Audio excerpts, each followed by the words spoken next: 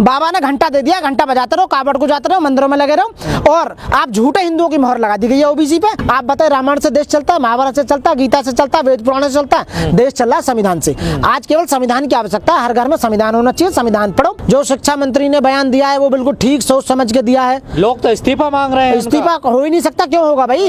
कहाँ गलत है बताइए ना। जो उन्होंने कहा सही कहा, बिल्कुल सही एक्सप्लेन निकाला उन्होंने, बिल्कुल शिक्षा मंत्री। हाँ बिल्कुल बिल्कुल निकाला है। और वो उनसे अपने यहाँ भर्तियां हो नहीं रही है, शिक्षा ठीक हो नहीं रही है, मैं शिक्षा नए मुद्दे लेके आ जाते हैं। अरे भैया आप एक बात बताइए, जब भी शिक्षा की बात होती है, स्वास्थ्य की बात होती है, रोजगार की बात होती है, देश को सही चलाने की बात होती है, तो आप जो इस तरह के इंस्टेंट लेके आ जाते हो खामोखा के कि आज ये कर दिया। अरे उनकी जरूरत क्या है यार? मानो मनुस्मृति के बारे में बोल दिया, उसका फर्क पड़ रहा है? कोई फर्क नहीं पड़ रहा ना। आज के डेट में कोई एग्जिस्टेंस में है ही नहीं। वो रामायण कोई एग्जिस्टेंस में नहीं है। कोई बच्चा जानता है? जितने इंग्लिश मीडियम में बच्चा पढ़ते जानते हैं, उन्हें पूछो रामायण क्या, कुछ को नहीं पता कि व्हाट इज रामायण, क्या है रामायण, कुछ नहीं है। महाभारत के बारे में नहीं पता। बवाल क्यों है इतना? बवाल तो ये इसलिए है कि 2024 का इलेक्शन आ रहा है, जो मेन पॉइंट है। तो 2024 की ये बिल्कुल भूमिका बनाई जा रही है। जो भी लोग बोलेंगे उसे हिंदू मुस्लिम में लेके आ जाते हैं। अब आप बताइए, शिक्षा जो चंद्रशेखर थे शिक्षा मंत्री, जो भी उन्होंने बोला, जो भी कोई भी वो भी तो हिंदू ही है चंद्रशेखर जो है। अरे मेरी बात सुनो, जो बीजेपी और मुस्लिम थोड़ा ही है। जो बीजेपी और जो ये आरएसएस वाले लोग हैं, इनका एक डिपार्टमेंट है, आईटी सेल खोल रखी है। आप ये देखते हैं कि देश के अंदर किसने क्या कहा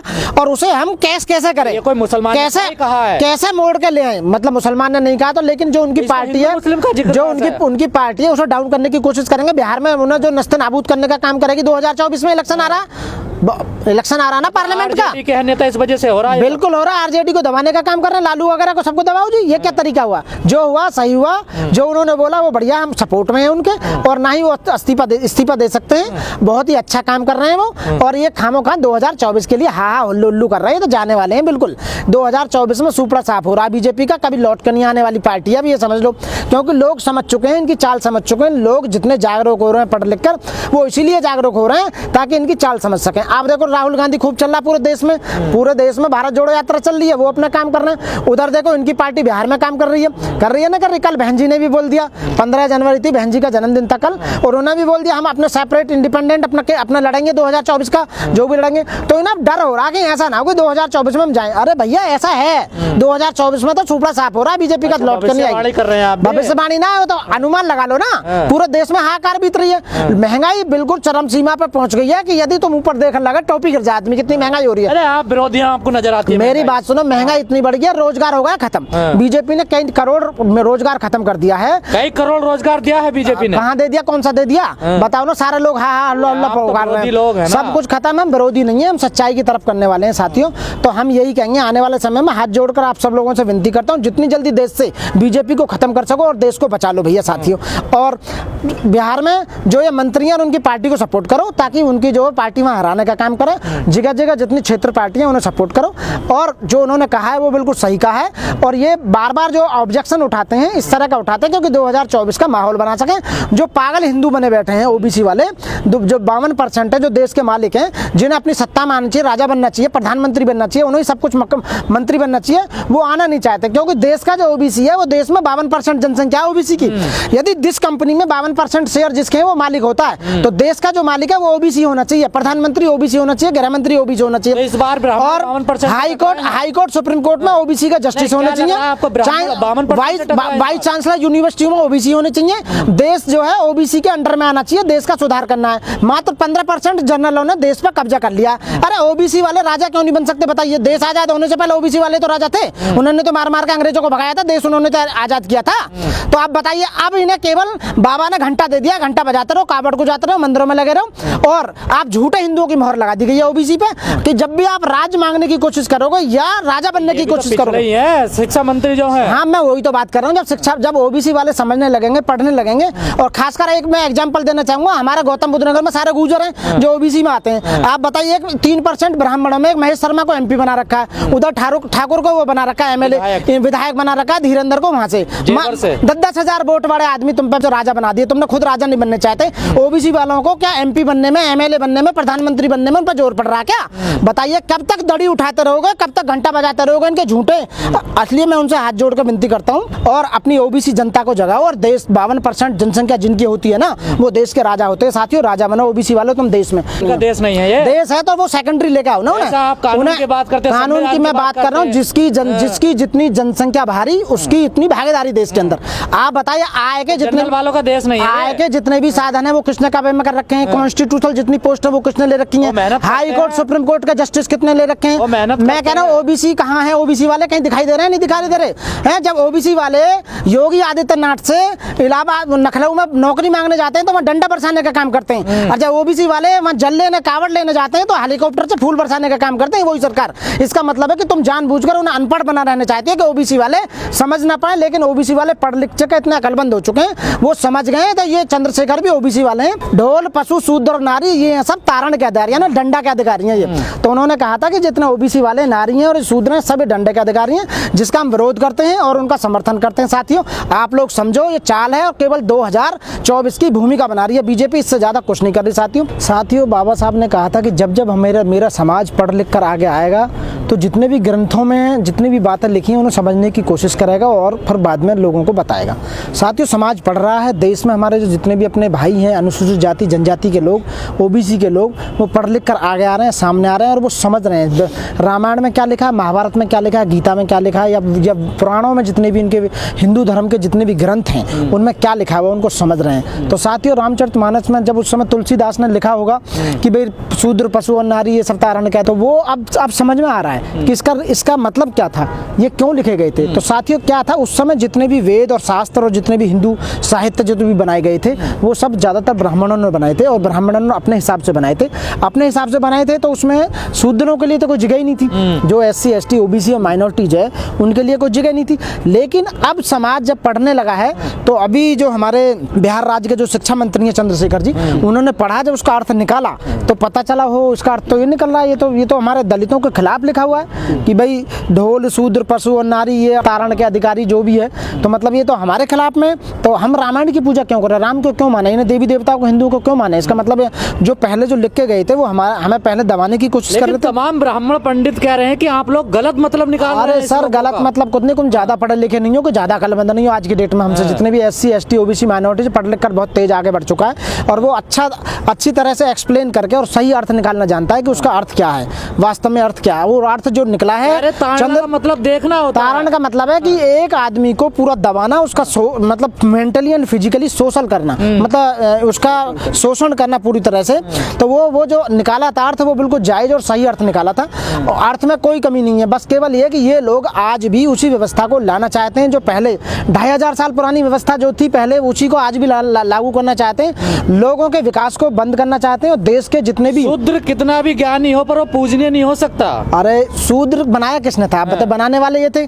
आप बताइए साहित्य लिखने वाले कौन थे, वेद पुराण लिखने वाले कौन थे, गीता महाभारत रामायण किसने लिखी थी? सब लिखने वाले वही लोग थे। वो नहीं लोगों ने पूरे हिंदू धर्म को 4 भागों में बांटा। जो हिंदू धर्म के 4 भाग हैं, सबसे पहले ब्राह्मण, क्षत्रिय, वैश्य और शूद्र। तो ये बांटने वाला कौन था?